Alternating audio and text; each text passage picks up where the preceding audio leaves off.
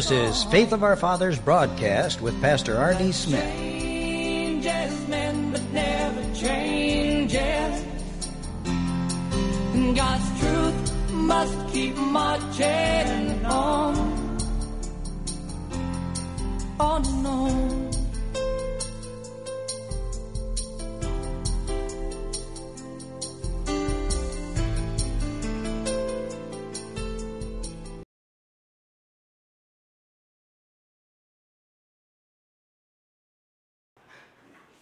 Pueden tomar asiento. Este día es el primero de 4 seminarios de otoño que vamos a estar presentando aquí en el Instituto Bíblico Regional. En este día vamos a estar recibiendo enseñanzas sobre la historia del evangelismo durante los siglos con el Dr. Ron Smith. El día 6 de diciembre vamos a estar oyendo la conferencia sobre evangelismo y oración con su servidor. El día 13 de diciembre, evangelismo y la educación cristiana con la licenciada Ana y Iris. Y luego en diciembre 20 de diciembre, evangelismo, métodos de evangelismo para el siglo XXI con su servidor. Esperamos que estos seminarios sean de gran bendición e inspiración para cada uno de ustedes. Al final de los 4 seminarios vamos a estar otorgando un certificado a cada participante, así que esperamos que vengan fielmente. Amén. Que el Señor les bendiga y sin más demora vamos a entregar el micrófono al Dr. Ron Smith.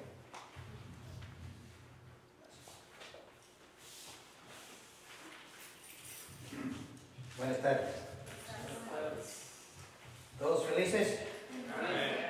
No es necesario. El propósito de la vida no es ser feliz. El propósito de la vida es glorificarle a Dios y gozarse en Él para siempre. Amén. Debemos de perder las vidas para ganar las vidas, perder las vidas por Cristo. Amén. El propósito de este estudio, en este estudio estamos confrontando al demonio que se llama el dualismo. Y también el demonio provincialidad. Y al tumbar esos demonios, podemos ver un mundo muy nuevo y una cosmovisión muy diferente. ¿Pueden ver esto o debemos apagar ese luz? ¿Va a apagar? El evangelismo en la historia. Mateo 28, 19, ¿qué dice? La gran comisión. Dice, por tanto, ir y doctrinar a todas las naciones, bautizándolas en el nombre del Padre y del Hijo y del Espíritu Santo, enseñándoles que guarden todas las cosas que os he mandado. Acerca de la iglesia antigua, los primeros 5 siglos, ¿cuántos saben cuál nación se convirtió al cristianismo primero? La primera nación de convertirse a Cristo. Toda la nación. ¿Cuántos saben?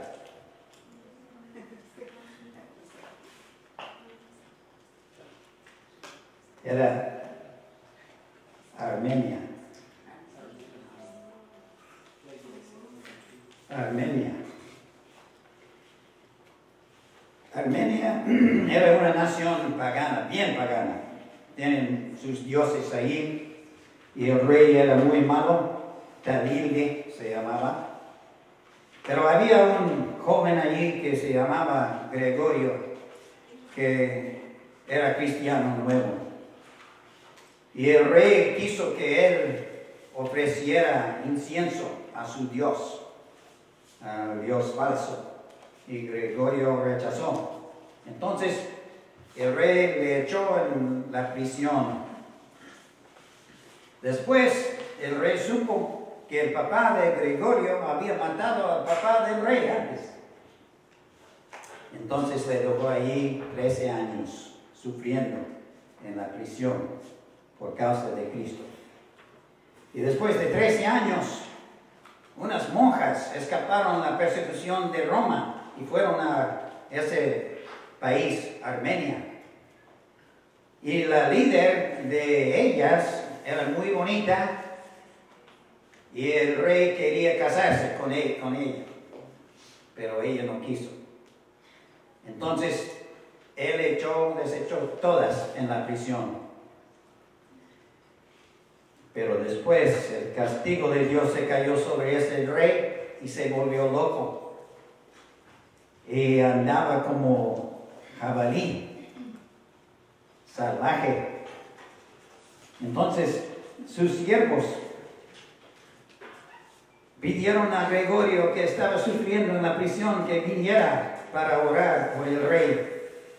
Y oró por el rey y se sanó.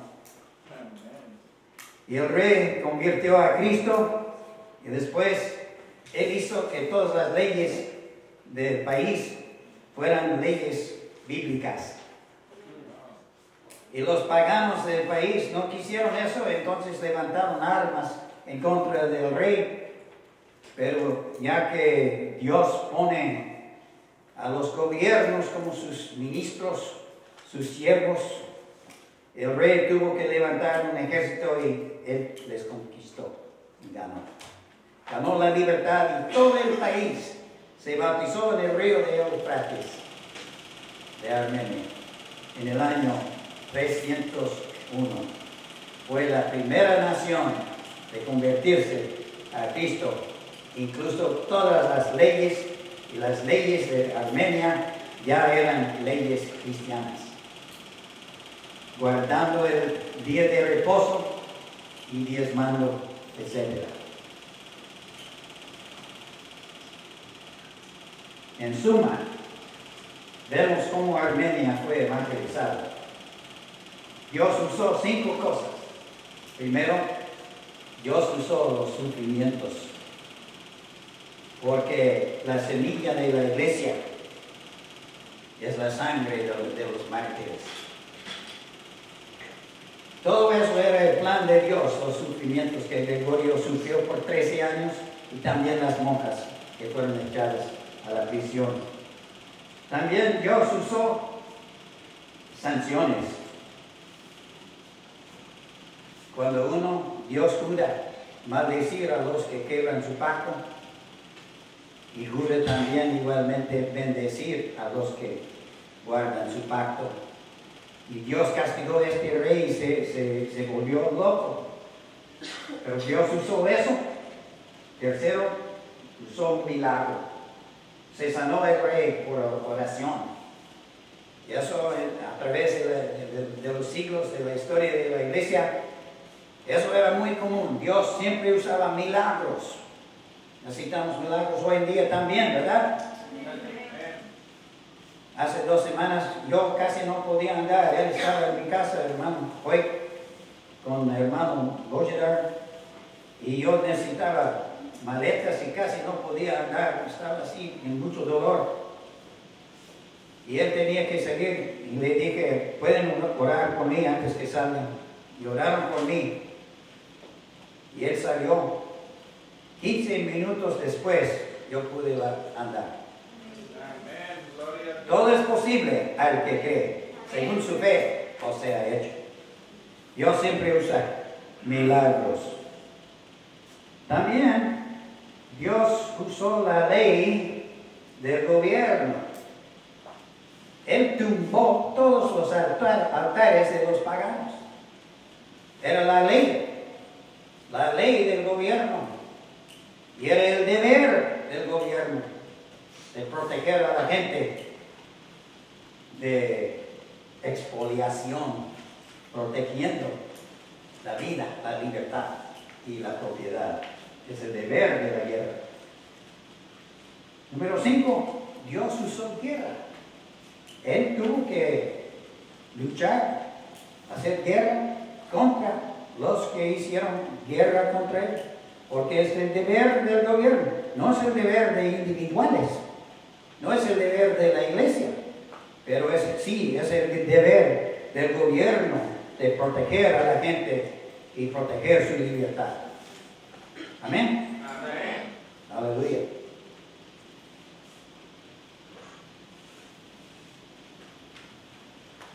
Los antiguos cristianos entendían que la iglesia no tiene derecho de hacer guerra, pero sí.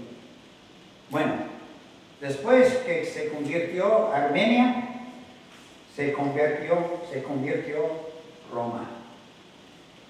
El imperio más poderoso que nunca ha habido. Parecía imposible convertir ese imperio, porque hubieron 10 persecuciones en los 300 años por 10 emperadores, y el último era el peor y duró 10 años. Dios demanda sangre y los cristianos derramaron su sangre y así ganó la victoria sobre Roma. En la iglesia antigua no hacían cruzadas con celebridades predicando. Usaban apologistas, eso, los que defendían la fe como Tertuliano, Orígenes, Clemente de Alejandría, Ireneo y otros. Apologista quiere decir que uno que defiende la fe. Que escribían. Usaban escuelas también, y catecismo también, y mártires también Dios usó.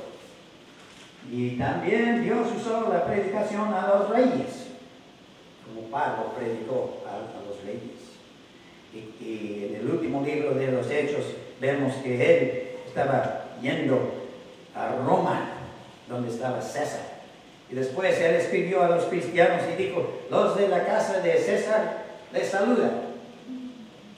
Él ya estaba ganando algunos de la casa de César.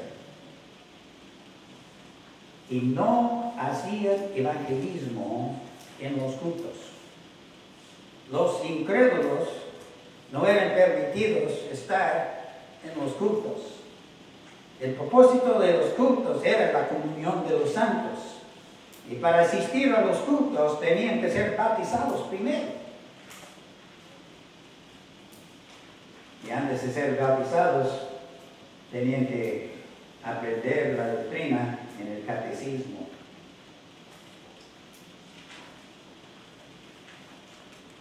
Los antiguos cristianos predicaron que Cristo es el Rey de los reyes. Eso quiere decir que ellos predicaban que Cristo es el jefe del gobierno. Cristo es el jefe del Estado. Todos los cristianos creían eso. El decir que Cristo es el Rey de Reyes quiere decir que Él es el jefe de los líderes del gobierno. Y hemos de decir eso, y los paganos entendían eso. En el libro de los Hechos fueron acusados Pablo y su amigo de decir cosas en contra de César, diciendo que hay otro rey, Jesús. Hoy en día hemos tragado una mentira en cuanto a eso, separando lo sagrado de lo secular. Cristo es rey de los dos lados. Y el creer que Él es no más rey de un lado es el dualismo. Y cada doctrina de demonios tiene su raíz en el dualismo. Cristo es rey de cada jugada del universo, de la creación. Él es rey de todo. De cada aspecto de la vida, Él es el rey. el jefe. Y así creían los antiguos cristianos.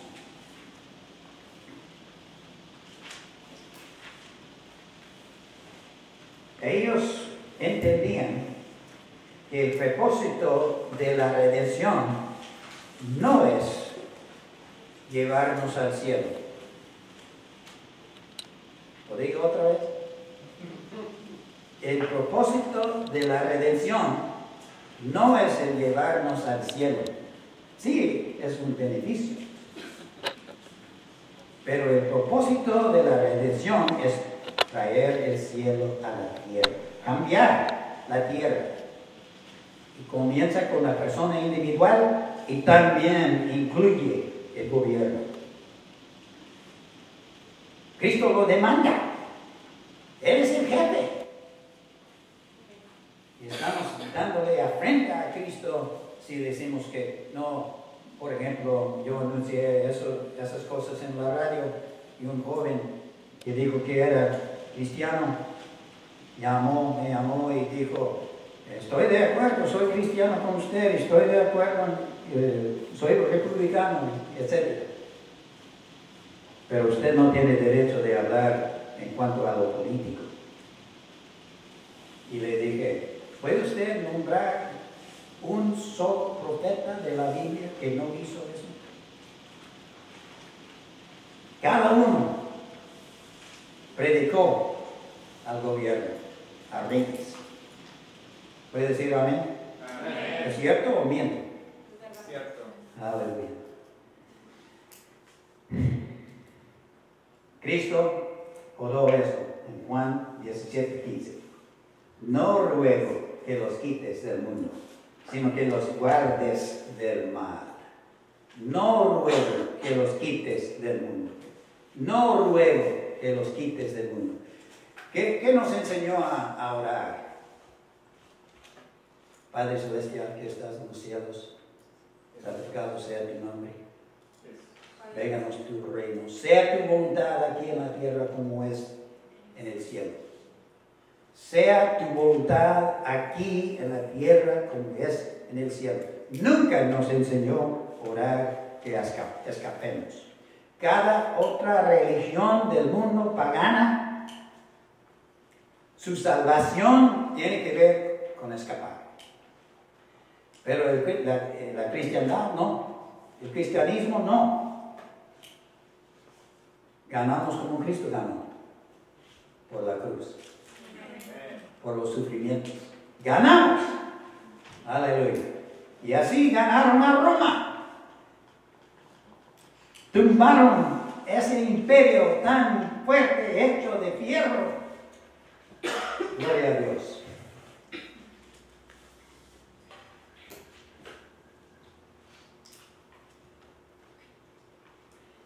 Dios usó el gobierno en tres maneras. Uno, para perseguir. Eso ayudó el Evangelio, ¿verdad? Cuando el diablo mató a Jesús, eso ayudó, ¿verdad? Así somos salvos por la sangre del Cordero. La fórmula que nunca falla, que gana 100% de las veces, está en Apocalipsis 12:11. Vencieron al diablo primeramente por la sangre del Cordero, la palabra de su testimonio, y menospreciaron sus vidas hasta la muerte. Hay que tener los tres. Y la declaración, el testimonio, la palabra de nuestro testimonio, la declaración pública, tiene poder. Tiemblan los principados cuando predicamos el evangelio verdadero, que Cristo es su Rey. Amén. Para perseguir, Dios usó al gobierno. También para proteger. También para hacer leyes bíblicas. ¿Cuántos de ustedes conocen ese versículo en Isaías 49, 23? Allí Isaías profetizó: reyes serán tus ayos y sus reinas tus amas de leche. Es la promesa a la iglesia y Dios usó eso cuando Constantino vio su visión y dio libertad a la iglesia. Como Ciro, como lo había hecho con Ciro, el rey de los persas, cuando él libró a los judíos para volver a Jerusalén para reedificar el templo.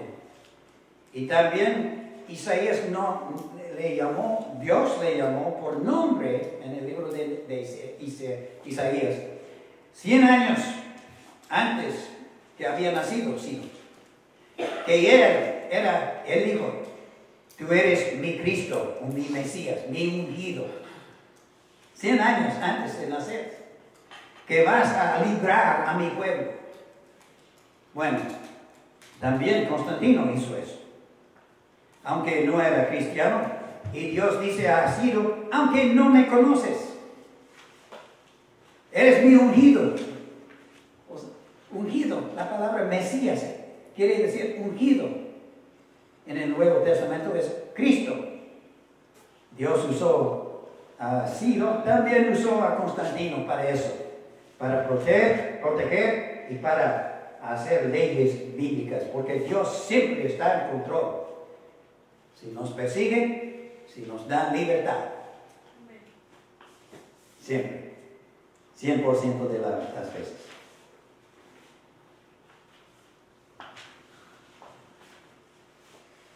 Otra cosa muy importante es que Dios usó para traer el reino de Dios a la cultura con el Evangelio. Eran los concilios ecuménicos. Los dualistas no creen eso.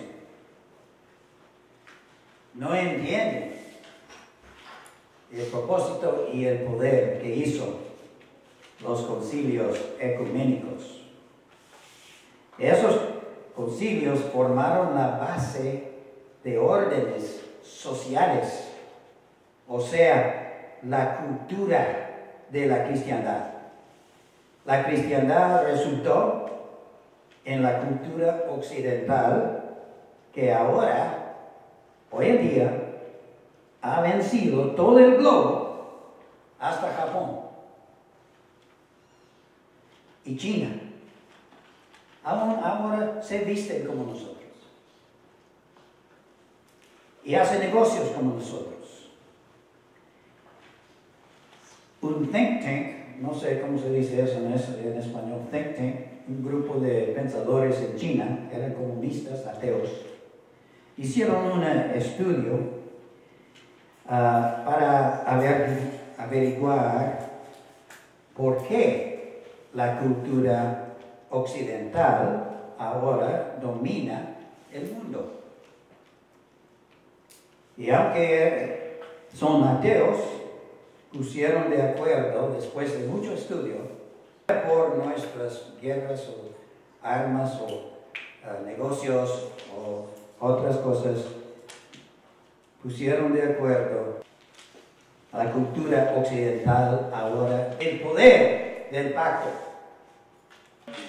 Ojalá que se aguante. Eran los monasterios como centros de oración, muchos conversos, esos monasterios en el principio. Pero después de siglos se pusieron. Vamos a hablar. Acabamos de hablar de Ana por medio del enciclo. Él escribió una enciclopedia. Ese libro les enseñaba la civilización, hacer muchas cosas, negocios. Era la única educación que los cristianos les enseñaron. Y edificar a la gente. La única educación durante la edad, mi papá era diácono en el el año 400, volver a Roma y no había protección. Patricio era cristiano, él tenía como 16 años, y unos piratas, no habían cristianos en aquel entonces en Irlanda. Tuvo un sueño en que Dios le dijo, está listo. Entonces, y él subió al barco con ellos y ellos le muy educaron, pero empezó a...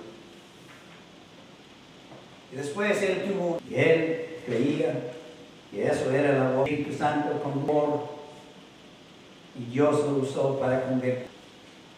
Como 100 años después, irlandeses, hay un libro que dice en inglés, porque después de Columba, sus discípulos fueron a Escocia, a Inglaterra, a Francia, a Italia, a Suiza, poniendo monasterios y predicando y copiando los libros antiguos. Y también copiando la Biblia, porque no tenían prensa. Y tenían que hacerlo a mano, cada uno, era mucho trabajo. Pero Columba era un profeta poderoso. Él levantó a los muertos. Él hizo 45 milagros. Ellos fueron a una isla, a la costa de Escocia, donde no había gentes. Y él llegó a un monasterio. Y de allí, él usó eso para el centro de evangelizar a Escocia. Fue a Escocia y convirtió a un rey allí. Y él sabía cuando gente venía. Dios le decía muchas cosas. 47 milagros.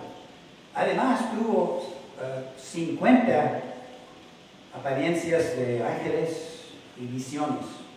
Una vez él estaba en el monasterio y era el jefe del monasterio y dijo a sus discípulos que nadie me siga. Voy, que nadie me siga. Y él salió. Y otro, por curiosidad, quería ver a dónde iba. Y en secreto, por espía, él subió a un cerro y podía ver a Columba ahí abajo. Y 2 ángeles descendieron y estaban hablando. Y él no quería que nadie supiera eso. Pero el espía lo veía. Y de repente los ángeles supieron que alguien estaba mirando y salieron. Y él volvió al monasterio y dijo, ¿quién me siguió? Él sabía. Era un hombre que Dios usó en grande manera. Y usó a sus discípulos aún más. Porque después, cuando salieron los romanos, los soldados de Inglaterra, Inglaterra era antes, no era anglosajón, eran célticos. Estaban protegiendo a los cristianos, los soldados de Roma. Pero ellos salieron. Entonces los anglosajones, eran tribus de Alemania, invadieron y eran paganos. Entonces los irlandeses tenían que convertirles otra vez. Hoy en día los Estados Unidos están perdiendo su herencia. Y muchos dicen, oh, es el fin del mundo. Me imagino que los de Inglaterra podían decir la misma cosa, ¿verdad? El fin. Ya destruyeron la cristiandad en Inglaterra. Bueno, era Britania. Pero no. Los irlandeses, misioneros, evangelistas, entraron a Inglaterra. Inglaterra se convirtieron a los anglos y sajones al cristianismo, a Cristo.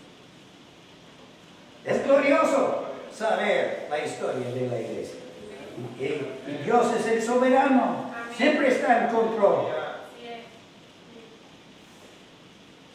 Y ya le dije de Isidoro de Sevilla y su enciclopedia, como Dios usó eso. Quiero compartir con ustedes el misionero del hacha, Bonifacio, en el año 723. Él era sajón, cristiano, y fue a Alemania como misionero. había ganado muchas almas, pero que no eran conversos verdaderos, porque en secreto todavía adoraban y hacían incienso a sus diositos falsos y a Thor, el dios del trueno. ¿Cuántos hablan inglés? The thunder god went for a ride upon his favorite filly. "I'm Thor," he cried. His horse replied, "You forgot your saddle, filly."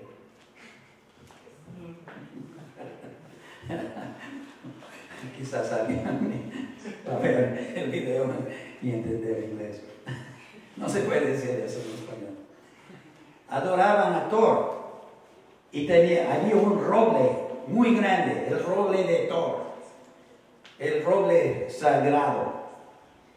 Y cuando él veía que los conversos no eran sinceros, él oró: "Señor, ¿qué hago?" Entonces, él anunció que iba a tumbar ese roble. Y fue allí, mucha gente llegó haciendo amenazas, querían matarle. Y cuando él levantó el hacha, un viento, y lo pegó una vez, y el viento vino y se tumbó. Todo el árbol se tumbó enfrente de toda la gente. Y la gente gritó: "El Dios de Bonifacio es más poderoso que Thor." Y toda la nación se convirtió a Cristo. La lección es que los misioneros, los cristianos, hemos de pensar así. Hemos de predicar en contra del principado central de la cultura. No basta ganando nomás almas individuales. Hay que destruir el principado de la cultura, de la sociedad. Porque después de eso, eran cristianos sinceros, conversos verdaderos.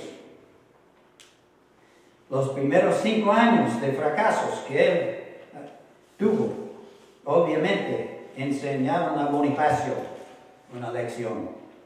No importa cuántas conversiones personales el misionero es capaz de producir, si no desafían el ídolo central de la cultura.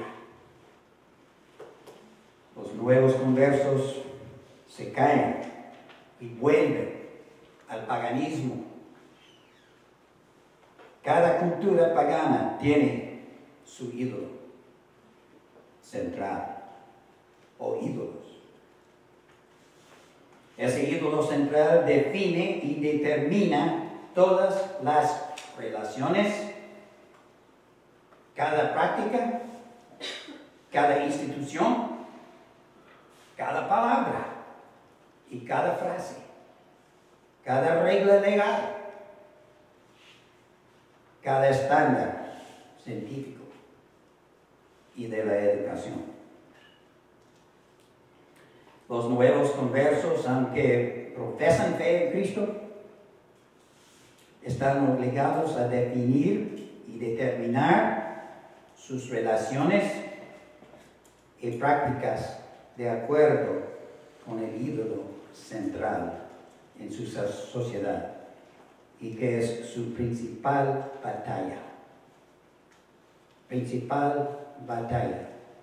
Su principal fuente de escollos para caer de la fe.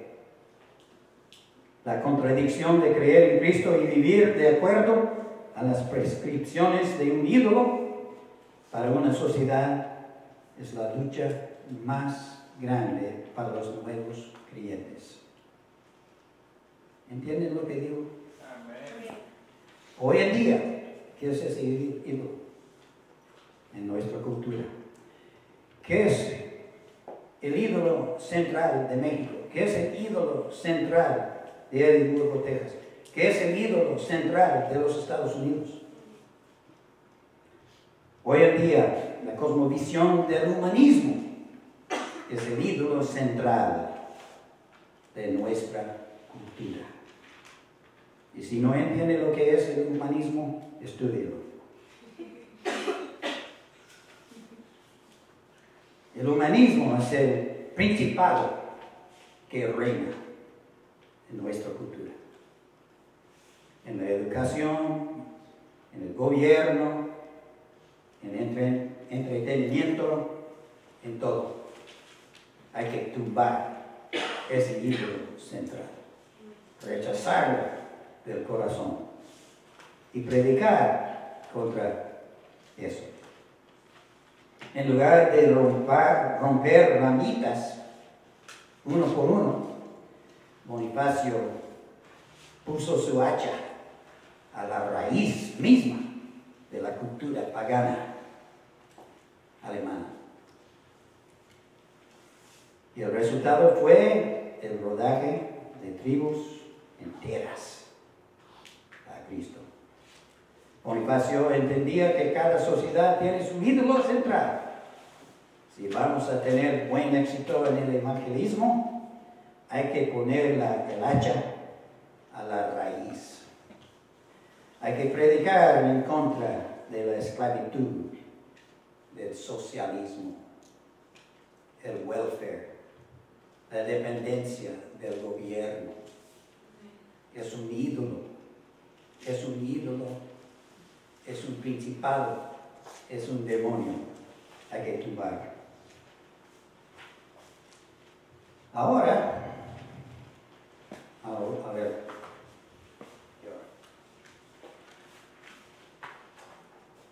Ahora vamos a ver desde la Reforma hasta los puritanos.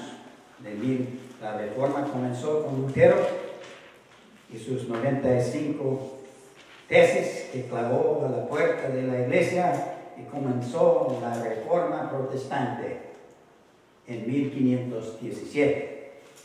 Y los puritanos llegaron hasta 1750 por lo menos, y algunos después también.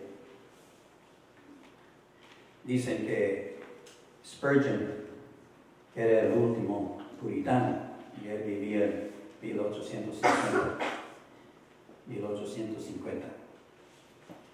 Por 1000 años, durante la historia de la iglesia, la cosmovisión, o sea, el principado que reinaba en Europa, era, los de mi clase saben, ¿verdad? La aristocracia. La aristocracia es los ricos reinando sobre los pobres, y los pobres nunca pueden ser ricos en una aristocracia. Y aunque la cristiandad no permitió vender esclavos, después de Roma se convirtió, ya no vendían esclavos y ya no había matanzas en el Coliseo. Eso cambió la cultura, pero todavía la cosmovisión de esa cultura por 1000 años era la aristocracia. La Reforma calvinista tumbó esa cosmovisión, ese principado. Porque en el calvinismo no importa la sangre de la persona. Lo que importa es su don. Su don. En el humanismo rechaza la aristocracia, pero en una forma de demonios, porque pone a todos iguales, hasta hacer mujeres hombres y hombres mujeres, y hasta casarse a algunos con sus animales y dar derechos a los animales. Eso es el humanismo, es una perversión del calvinismo.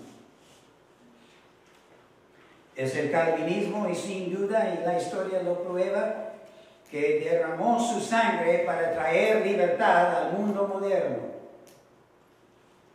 Porque ellos levantaron armas bajo la autoridad de gobiernos en contra de los tiranos. derramaron mucha sangre para hacer eso.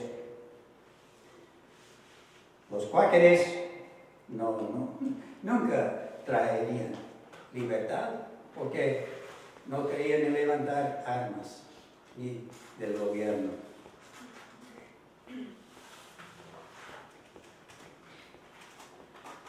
Entonces, cuando Lutero clavó sus 95 tesis en la puerta, era una era nueva. Era un terremoto que cambió el mundo. Toda Europa era católica. No habían evangélicos. Todos eran católicos. Pero había muchos católicos que ya querían reformar las corrupciones de Roma. Había muchos que buscaban una respuesta. Y uno de ellos era un hombre de Florencia, en Italia. 20 años antes de Lutero, el cura de Florencia, Savonarola, él dijo que el Papa Alejandro era el anticristo. Y él era profeta. Y él profetizó que los líderes de la ciudad de Florencia, que eran muy malos, que iban a caer. Y él dijo, y va a pasar pronto. Y dijo también, los franceses van a invadir a Italia. Y va a pasar pronto. Y las profecías se cumplieron. Vinieron los franceses. Y la familia Medici, sí, pero fue tumbada. Pero después los franceses que estaban protegiéndole salieron, volvieron a Francia y no había protección y los líderes y el Papa lo colgaron y quemaron su cuerpo. Pero antes que hicieron eso, hubo un gran avivamiento en esa ciudad. Juntaron todas las vanidades de la ciudad en un monte y las quemaron. Y muchos se entregaron al Señor bajo el ministerio de Savonarola. 20 años antes de Lutero fue matado por la fe. El mensaje de la Reforma en latín, porque todos los educados hablaban latín, y la Biblia no estaba en la lengua de las gentes. Y los pobres no podían leer la Biblia, porque no podían leer latín. Y si tuvieran una Biblia, costaría mucho. Y el mensaje de la Reforma en latín, solo fide, eso quiere decir solamente por fe. No por las tradiciones de la iglesia, por fe. No por obras, por fe. Número 2, sola escritura. No por las tradiciones de la iglesia, sola escritura. Solamente la Biblia. 3, solamente gracia. Solamente gracia, solo gracia. 4, sola Cristos. No necesitamos un cura para ayudarnos, para traernos a Cristo. Solo Cristos. Número 5, solo Deo gloria. No es gloria para una persona, no es gloria para la iglesia, para una organización. Solo gloria a Dios. Solamente a Dios. Ese fue el mensaje de la Reforma que cambió el mundo. Un gran terremoto. El mensaje de la Reforma, entonces, se difundió hasta convertir naciones enteras. Naciones enteras.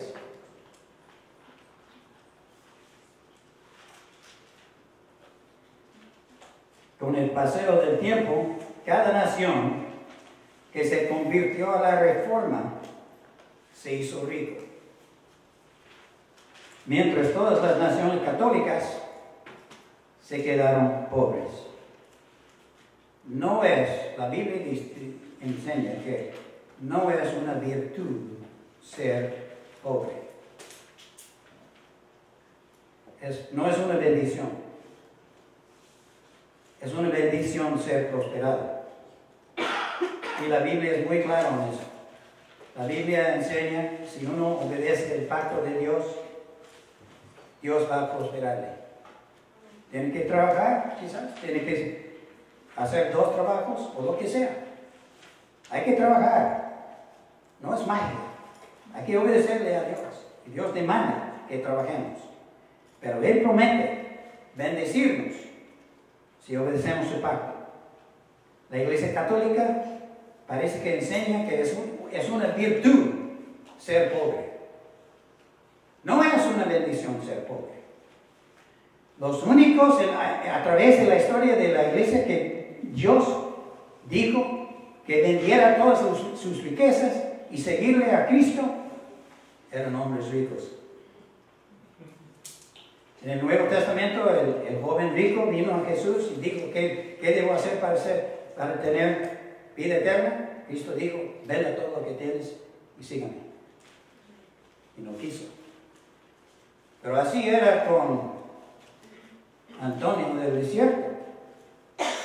Era rico. Oyó al cura leyendo la Biblia, diciendo lo que dijo Jesús al joven rico. Y él vendió todo y fue al desierto.